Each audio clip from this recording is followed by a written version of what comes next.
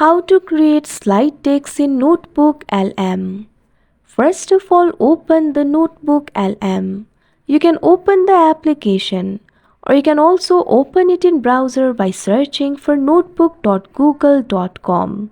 Make sure to create the new notebook, or you can also open the notebook already created by you.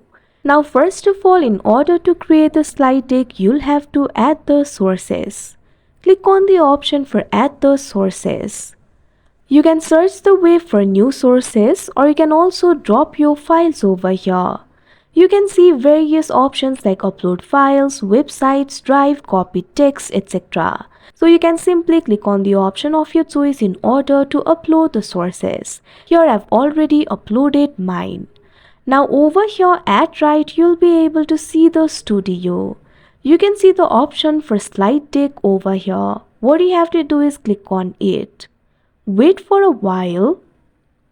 You can see over here slide deck is being generated. After a while the slide deck will be generated for you. You'll be able to see the slide deck name over here. You can simply click on it.